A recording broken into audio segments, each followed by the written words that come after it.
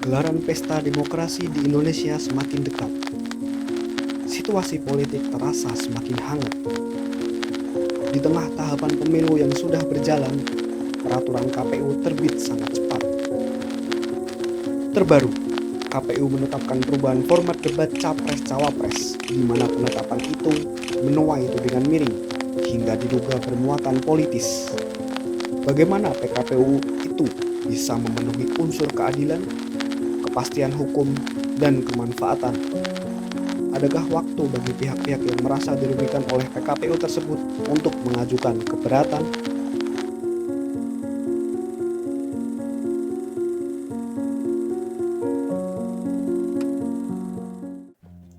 Hai Tribuner, jumpa lagi dengan saya S. Widodo, News Manager Tribun Jateng. Hari ini kita akan bincang-bincang dalam acara Tribun Topik Tribun Jateng bersama tamu istimewa dan ahli hukum tata negara. Beliau adalah Dr. Junaidi SHIMH. Beliau selain juga ahli hukum tata negara adalah Wakil Rektor 3 Universitas Semarang atau USM. Kita sapa dulu. Beliau, saya menyapanya dengan Pak Jun. Apa kabar Pak Jun? Assalamualaikum. Sehat selalu. Waalaikumsalam Pak Is. Sehat selalu rekan-rekan Tribuner. Ya. Tribuners, sekarang sudah masa kampanye sejak tanggal 28 November dan nanti menjelang pemilu 2024, yaitu sampai bulan Februari.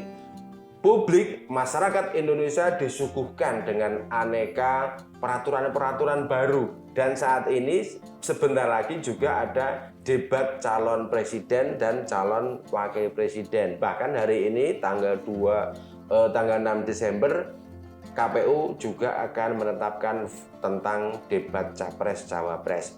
Sebelum itu kita perlu lihat dulu banyak peraturan-peraturan yang seharusnya diberitahukan kepada publik secara jelas dan gamblang. Makanya kita hadirkan beliau Dr. Junaidi SHIMH, ahli hukum tata negara. Bagaimana sih tinjauan hukumnya tentang peraturan-peraturan PKPU yang terbaru-terbaru seperti ini? Filosofinya seperti apa itu Pak Jun? Iya Pak Is. Ya, terima kasih Pak Is, rekan-rekan Tribuner yang saya hormati. Tentunya saya sangat berterima kasih atas diundangnya saya di Tribun. Terima kasih karena Pak ini Jun. menjadi bagian daripada kita berdiskusi soal bagaimana Indonesia masa depan itu seperti apa Pak Is. Bahwa kita tahu sendiri yang Pak Is sampaikan tadi benar, bahwa dinamika saat ini terkait pemilu itu menjadi sangat penting. Negara itu kemudian mau dikatakan maju atau tidak itu diukurnya pada saat pemilu. Oh, ukurannya dari Ukurannya situ di juga, pemilu Pak Pak Jun, Is. ya? Jadi kalau pemilu itu kemudian demokratis, pemilu itu kemudian terbuka, jujur, adil dan lain sebagainya, sebagaimana asas pemilu yang kemudian rekan-rekan Tribuner bisa tahu sendiri seperti itu. Baik. Maka kemudian ini menjadi parameter bahwa 5 tahun yang akan datang itu Indonesia semakin maju. Kita tidak akan mungkin seperti itu mengatakan nanti di Indonesia akan ada generasi emas tahun 2045. Tapi tidak persiapkan salah satunya dengan pemilu yang demokratis. Itu sangat impossible sekali. Maka ketika kemudian pemilu ini terlaksana dengan baik, salah satunya kemarin meskipun ada dinamika yang ada, tentunya itu jangan sampai kemudian terulang-ulang. Hal-hal yang kemudian saya katakan suatu hal yang kemudian tidak diterima oleh hati nurani masyarakat, tidak diterima oleh kehendak masyarakat. Karena prinsip dasar daripada pelaksanaan pemilu itu adalah regulasi hukum yang tertib. Kalau regulasi hukum itu ada yang kemudian misal ya membuat gaduh di dalam proses tatanan pelaksanaan pemilu, ini akan jadi persoalan dalam prosesnya. Jadi jangan sampai, pikiran saya itu jangan sampai terulang kembali. Saya mengibaratkan contohnya yang kemudian saya amati dalam sudut pandang akademisi, menurut pendapat saya. Jadi putusan MK kemarin, ya nomor 90 seperti itu Pak Is. Nah, ada potensi kemudian kehendak masyarakat itu kemudian tidak terinisiasi dalam gagasannya. Bagaimana pemilu tersebut harus kemudian diorientasikan untuk kepentingan masyarakat, jangan sampai kemudian tiba-tiba dalam proses pelaksanaan ini ada muncul peraturan yang baru. Ini yang kemudian menjadi satu dilema yang pada akhirnya itu mengaburkan prinsip-prinsip asas demokrasi. Waduh. Gitu, Pak Is. Tribuners, penjelasannya singkat padat mengenai putusan MK tentang batasan usia capres ataupun cawapres. Ada kehendak masyarakat yang belum terjelaskan di situ. Bisa jadi memang putusan ini begitu cepat dan juga ada peraturan-peraturan KPU yang turunannya mengikuti putusan dari MK itu Pak Jun ya. Iya, betul, Pak Is. Artinya KPU melaksanakan putusan MK ini juga apakah bisa kategori sesuai aturan tata negara nih Pak Jun? Iya, jadi gini Pak Is. Salah satu kemudian pandangan dalam istilah kita membuat aturan, putusan hakim sekalipun itu, jangan sampai kemudian aturan dan putusan hakim itu dibuat dengan tergesa-gesa. Nah, ini. Atau kemudian bahkan dalam hal ini keputusan atau kemudian aturan tersebut dibuat pada saat proses pelaksanaan betul, penyelenggaraan pemilu. Sedang berjalan. Iya, sudah berjalan. Ini akan terjadi dilema secara teknik pembentukan peraturan, saya pandangan gitu.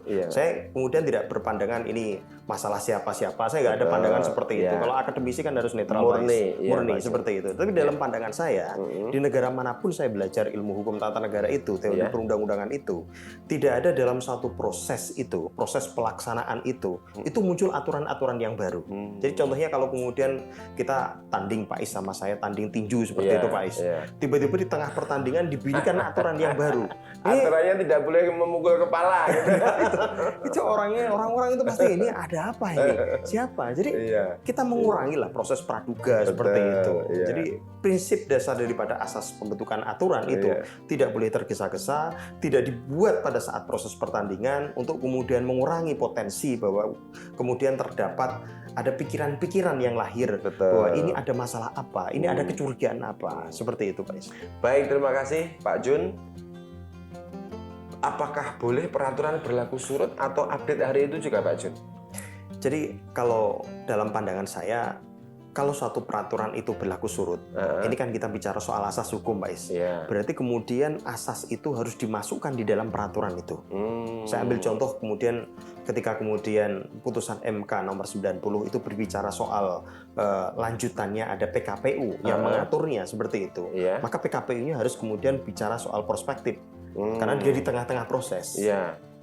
Harus dijelaskan bahwa peraturan ini berlaku tanggal sekian gitu ya. Betul Pak Is. Jadi ini membuat satu bentuk yang kita sebut istilah dalam hukum itu ada asas 3 prinsip pokok hukum. Yang pertama adalah asas keadilan, yang kedua kepastian, yang ketiga kemanfaatan. Yang paling terpenting pada praktek itu adalah asas kepastian hukum.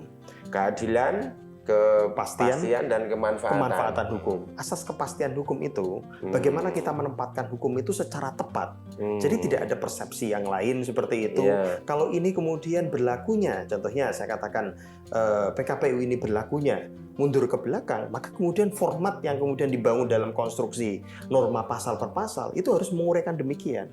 Karena tidak ada gini prinsipnya dalam hukum itu, dalam pembentukan peraturan itu. Tidak ada asas hukum itu yang berlaku tanpa kemudian dimuat di dalam satu norma pasal. Itu tidak mungkin ada. Harus ada ya. Harus ada. Karena ini hukum positif Pak Jun. Hukum positif, harus tertulis jelas ya. Harus tertulis jelas. Tribuners, Pak Jun memastikan bahwa setiap produk hukum itu harus tentang kepastian hukum, keadilan dan kemanfaatan ya Pak Jun ya. Dalam tanda petik, apakah peraturan PKPU ini mengutamakan tentang kemanfaatan Pak Jun? Karena sudah berlaku tahapan-tahapan pemilu Pak Jun. Memang kalau kemudian kita lihat putusan MK secara akademis mungkin kita bisa perdebatkan habis-habisan seperti itu Pak Is. Tapi dalam pandangan saya memang dikatakan di dalam Undang-Undang Pasal 24 Undang-Undang Dasar 45 itu dikatakan bahwa putusan Mahkamah Konstitusi itu adalah final. Pada saat itu diputuskan, pada saat itu berlaku.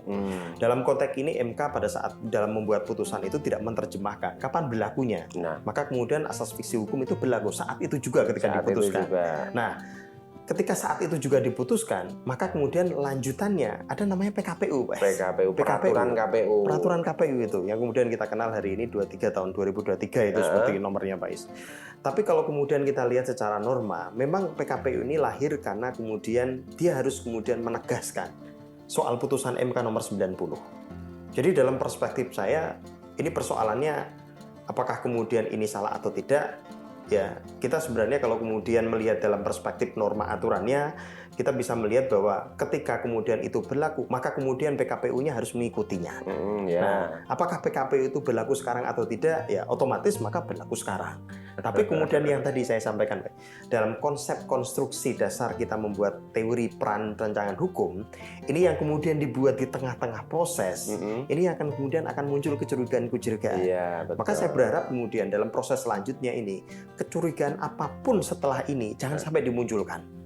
Oh, iya, Jadi kita iya. bayangkan kemarin soal masalah debat. Debat ini kan penting. Iya. Jadi jangan sampai kemudian kita hari-hari ini, mohon izin ya Pak Is, Iya, siap. kita percaya sama elektabilitas hasil survei seperti itu. Jadi ini ada format yang kemudian saya katakan, apakah kemudian masyarakat Indonesia memilih karena berdasarkan pada survei? Iya, iya, Debat iya. ini penting. Penting. Maka kalau Pak kemudian Jun. kemarin Pak Is, ada kemudian isu-isu yang berkembang, Nah. ini debatnya pada kelompok ini nanti pada cawapres tidak ada seperti itu, hebohnya minta ampun.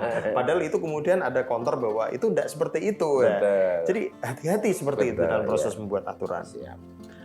Pak Jun, tapi satu hal bahwa setiap keputusan apa-apa itu KPU dan lain sebagainya itu tentu juga tidak membuat publik mayoritas atau 100% itu setuju dan lain sebagainya ya. Iya. Apalagi ini belak-belakan saja ada 3 paslon gitu ya, Iya, Pak. yang merasa diuntungkan dan merasa dirugikan. Itu menurut pandangan Pak Jun, apakah putusan itu dilanjut atau seperti apa, Pak Jun? Iya, jadi kalau kemudian tadi saya sampaikan Pak Is, jadi ini prosesnya kita berlaku asas fiksi hukum.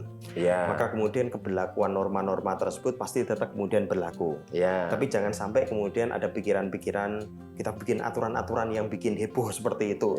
Pendapat saya jangan dikurangi lah gitu, Pak Is. Jadi negara kita itu kita semua satu saudara semua. Iya, Jangan sampai siap. pemilu itu bikin pecah kita. Di negara-negara yang kemudian mereka mengatakan negara modern, pecahnya juga karena pemilu. Betul. Indonesia harus memegang teguh persatuan dan Siap. kesatuan Republik Indonesia. Siap. Mengedepankan prinsip demokrasi, asas persatuan di dalam konsep penyelenggaraan pemilu itu menjadi esensi sangat penting. Siap. Jadi kalau kemudian kita katakan bahwa bagaimana selanjutnya, ya kemudian kalau yang kemarin-kemarin ada yang diuntungkan, ada yang merasa diuntungkan seperti itu, coba kita kembali merefleksikan diri, apa sih tujuan daripada pemilu itu kita laksanakan. Kalau tujuan pemilu itu kita mencapai suatu generasi emas Indonesia yang lebih maju seperti itu, kita kembalikan pada situ. Harus betul-betul demokratis. Betul Pak Is. Maka kemudian peraturan-peraturan yang selanjutnya yang membuat orang curiga, yang membuat orang kemudian nanti mengasumsikan ini ada apa ya kok ribut terus itu. Itu agak dikurangi. Siap. Kita prosesnya kemudian kembali bagaimana kemudian yang ada sekarang ini kita laksanakan dengan sebaik-baiknya. Siap. Gitu Pak Is. Tribuners, perkembangan terbaru, debat tetap akan diadakan sesuai peraturan di PKPU, 3 capres dan 2 cawapres. Tetapi itu masing-masing ya, tidak didampingi cawapres atau didampingi capres dan sebagainya. Hari ini KPU menetapkan tentang format, kemudian hostnya siapa, kemudian moderatornya siapa, hari ini baru akan ditetapkan Tribuners. Pak Jun, saya mau tanya ini, dengan hebohnya beberapa wacana, apakah ini menandakan bahwa KPU kurang publikasi atau masyarakat yang terlambat mengikuti, Pak Jun? Ya. Jadi pandangan saya dengan pertanyaan Pak Is itu sangat linear ya Pak Is ya. Jadi kalau kemudian kita melatar belakangi ada banyaknya praduga, banyaknya asumsi, akhirnya kemudian masyarakat bisa mungkin saja khawatir, ini ada apa lagi nih? Ada apa lagi? Jangan-jangan muncul lagi. Iya betul Pak Is. Akhirnya kemudian isu-isu hoax yang benar-benar hoax itu belum terbukti, itu dikonsumsi. Nah ini kan akibat multidomino seperti itu penyebabnya. Penyebabnya. Maka yang tadi saya agak menarik yang kemudian disampaikan Pak Is. Rekomendasi bagi penyelenggara pemilu itu harus lebih intensif mensosialisasikan informasi-informasi. Jangan sampai waktu pemilu ini kan dekat Pak Is, 2023, 2024, ini sebentar lagi saya pikir. 14 Februari. Iya, kalau masyarakat yang dikonsumsi hoax semua ini pemilunya mau jadi apa nantinya? Jadi paling terpenting dalam praktek kita kemudian menyelenggarakan pemilu itu, bagaimana segala informasi itu terpublikasi, bagaimana itu tidak membuat kegaduhan, dan bagaimana itu menjamin satu kepastian. Baik Tribuners, ada penyelenggara pemilu yaitu Bawaslu. Dalam hal ini Pak Jun melihat apakah peran Bawaslu larinya juga sekencang KPU, Pak Jun? Ya, saya rasa Bawaslu harus lebih kencang. Harus lebih kencang karena Iya. peraturannya sebentar Betul, Mas. keluar, sebentar Iya, keluar. betul. Peran Bawaslu di mana Ya, ini, Pak Jun? jadi posisi Bawaslu itu sebagai pengawasan, Iya. ini akan menjadikan bahwa KPU akan lebih siap lagi. Nah, Jadi ada check and balance Check seperti and itu. balance. Jadi saya membayangkan kalau kita belajar teori hukum yang paling kuno zaman dulu itu ada teori trias politika, pemisahan trias kekuasaan. politika. Ada eksekutif, ada legislatif. Kita nggak mungkin kenal-kenal raja-raja lagi seperti Masih itu. kuno atau masih update, Pak Jun? Sekarang masih dipakai Masih sampai dipakai sekarang. ya. Meskipun kuno tapi update ya. Masih dipakai. Trias politika. Meskipun cara pandang untuk menerapkannya itu beda-beda setiap Ukurannya negara. ya. Beda-beda. Oh, Ya. siap. Nah, prinsipnya kalau kemudian ada eksekutif legislatif, mereka saling mengawasi. Ketika saling mengawasi, penyelenggara itu contohnya KPU itu atau kemudian kita bisa katakan contohnya di eksekutif seperti itu, Iya. mereka akan berpacu untuk membuat satu bentuk kualitas penyelenggaraan yang baik. Nah, itu. Jangan sampai nanti ada kesalahan karena diawasi terus. Betul. Jadi kalau menurut saya ya Bawaslu ini harus lebih maju ke depan dibandingkan KPU. Harus Meskipun ya. KPU juga harus sama seperti itu. gitu ya. Beriringan dan iya, maju betul, terus Mas. ya. Karena semakin dia punya visi untuk mengawasi lebih bagus, semakin KPU juga akan mengejar dia lebih bagus. Gitu, Mas. Tribuners, diskusi hari ini Tribun Topik bersama Tribun Jateng dengan narasumber Dr. Junaidi SHIMH. Beliau selain Wakil Rektor 3 USM juga ahli hukum tata negara dan biasa menjadi orang di belakang layar dalam hal penyusunan perda-perda ranperda di Jawa Tengah. Ini sudah terbukti dan kualitasnya bisa dibuktikan, hasil pengamatannya dan pendapatnya hampir cocok, ya nyaris 100% cocok dari berbagai diskusi sebelumnya. Satu hal Pak Jun, andai kata hari ini KPU betul-betul menetapkan tentang debat Capres dan Cawapres, kemudian keputusan KPU itu berbeda dengan debat Capres Cawapres sebelumnya tahun 2019, menurut Pak Jun apakah ini melanggar hukum tata negara atau bagaimana Pak Jun? Iya, saya kembali tadi Pak Is. Jadi memang uniknya gini, kadang-kala kalau kita bikin peraturan itu bikin heboh orang ya, gitu kan, masyarakat akan kemudian persepsi praduga. Saya berharap kemudian format yang digunakan itu adalah format yang kemudian ada sebelumnya. Ah, gitu Ya, ya. karena kemudian kalau format yang sebelumnya itu kan artinya kemudian sudah dibaca. Oh kayak Iya, gini gitu. iya. Jadi mereka kemudian para pasangan calon ini itu kemudian tidak merasa bahwa ada yang oh ini diuntungkan, ini diuntungkan. Jadi kalau sepanjang itu terjadi terus-menerus, saya khawatir nanti. Iya. Saya khawatirnya satu Pak, di Mahkamah Konstitusi ketika ada sengketa, Iya. itu akan diungkit-ungkit terus lagi. Betul. Ya, kalau kemudian diungkit-ungkit seperti itu kan tidak enak jadinya. Iya. Ya, apalagi kemudian ada lagunya dibanding-banding ya. Jadi tidak enak seperti itu. Ya lebih baik format yang ada, yang kemudian sudah ada itu kemudian digunakan kembali seperti Siap. itu. Dan ini kemudian yang kemudian ada hal-hal yang kemudian diubah tapi sifatnya tidak ada potensi keraguan dan ada potensi untuk saling duga-menduga seperti itu, ya silakan saja. Oh gitu. Tapi ya. saya pikir ya KPU sekarang kan ahli-ahli hukumnya banyak seperti itu. Banyak rekan-rekan saya juga ada di sana, Oh, gitu ya. pakar-pakar semua. Saya pikir mereka pahamlah ilmu. Paham ya. Pedomannya ada ya Iya, Pak Jun ya. Betul Pak. Tribuners, menurut pendapat Pak Jun, ya format debat dan lain sebagainya itu sebaiknya mengacu kepada aturan yang sudah ada Yang sudah sebelumnya. Misalnya ada perubahan-perubahan sedikit yang tidak esensial dan lain sebagainya, update ya silakan, nggak apa-apa, wong ahli hukumnya banyak Pak Jun ya. Yang penting tidak muncul kecurigaan. Tapi politisi itu memang prinsip pertama harus pandai mencurigai ya Pak Iya, Jun. Pak. Sudah adil saja tetap curiga, apalagi kalau tidak adil, Iya, gitu ya betul. Pak Jun ya. Tribuners, obrolan kita makin hangat. Satu lagi Pak Jun, ini pertanyaan dari publik WA ke saya. Ini tolong ditanyakan kepada ahli hukum. Apabila format ini sudah ditetapkan oleh KPU, apakah boleh paslon 3 paslon ini keberatan Pak Jun? Kalau keberatan mengadunya kemana Pak Jun ini? Iya. Jadi memang kalau kemudian satu bentuk produk yang dikeluarkan oleh KPU ini seringkali kemudian dianggap sebagai satu produk turunan daripada undang-undang. Maka kalau kemudian produk turunan daripada undang-undang yang kemudian disebut dengan istilahnya PKPU atau dengan bentuk yang lain, dia bisa diuji sebagaimana peraturan di bawah undang-undang seperti itu di Mahkamah Ada waktu Agung. untuk menguji, Pak Jun. Nah, ini ada persoalan memang, Pak Is. Makanya tadi saya sampaikan, Pak Is. Kalau kemudian hal-hal seperti itu diubah, peraturan-peraturan seperti itu diubah, kemudian ada persepsi yang saya berharap ya, siapapun penyelenggara pemerintahan itu jangan berpikir ketika bikin aturan silahkan kalau nggak diterima gugat aja di pengadilan. Kasihan masyarakat. Sering begitu, gitu. Pak Jun. Iya, itu nggak mendidik, ada pikiran kayak gitu. Jadi kita menjadi penyelenggara negara, jangan masalah itu diserahkan mentang-mentang ada yudikatif diserahkan pada yudikatif. Maka kalau kemudian seingat saya baca-baca buku itu, dulu yang kemudian menulis soal pemisahan kekuasaan itu kan teorinya Montesquieu. Dia memisahkan ada yudikatifnya.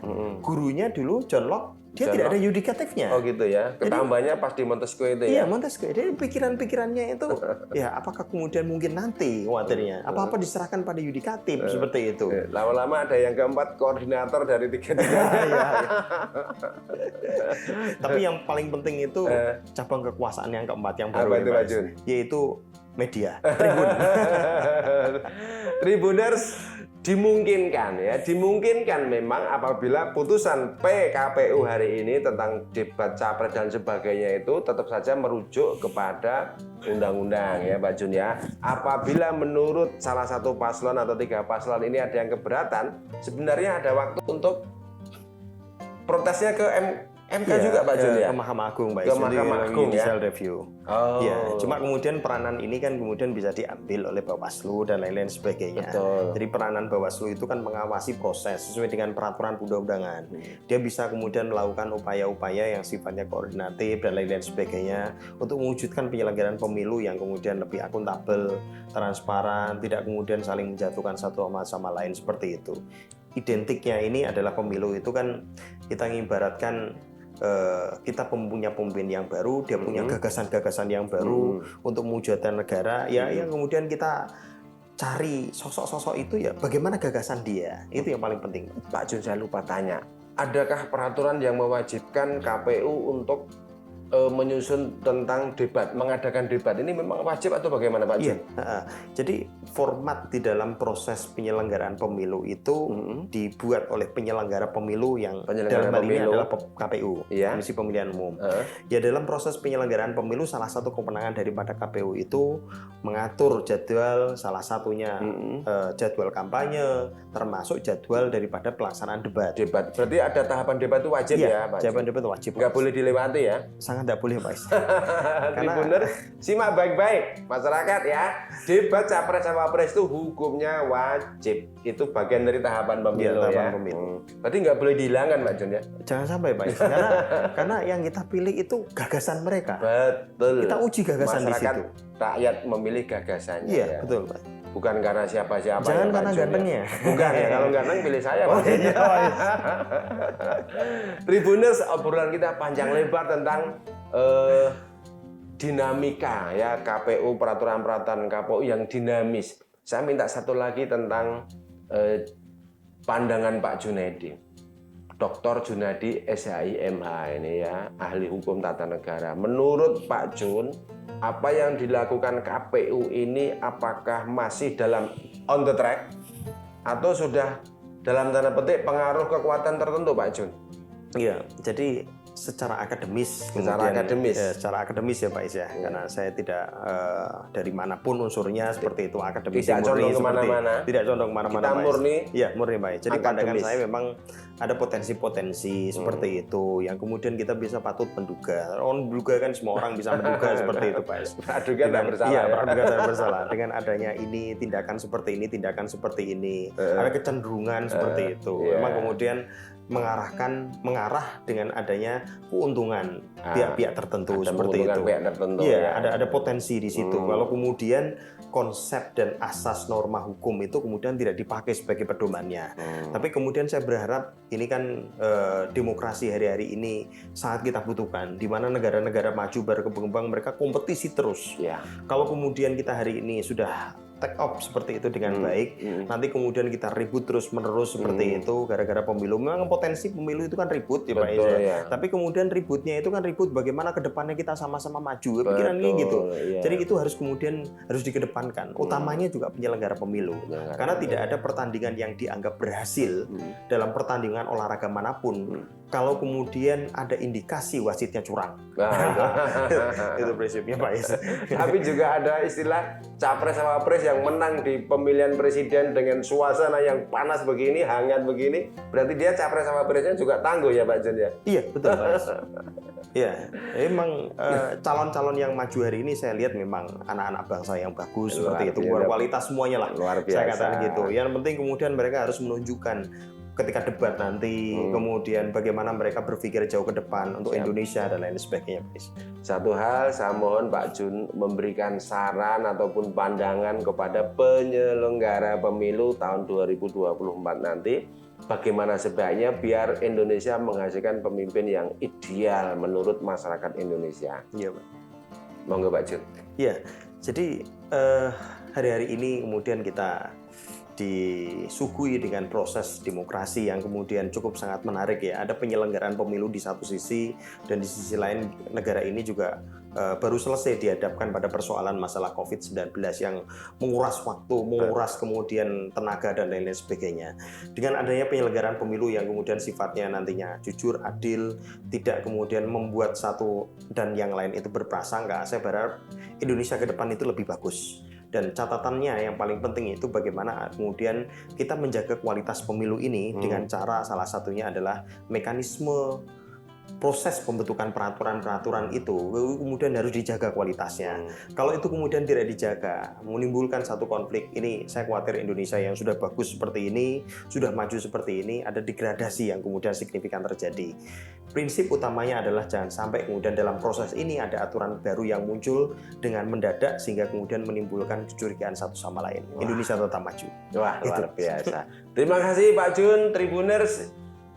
Tribun Topik bersama Dr. Junadi SHIMH, Wakil Rektor 3 di Universitas Semarang. Beliau juga ahli hukum tata negara yang sekarang yang masih muda dan sedang moncer di Indonesia. Kita saksikan tayangan ini di YouTube di tribunjateng.com dan juga di koran cetak Tribun Jateng. Simak obrolan Tribun Topik bersama tokoh-tokoh kaliber dan kredibel berikutnya. Terima kasih. Assalamualaikum warahmatullahi wabarakatuh. Ya.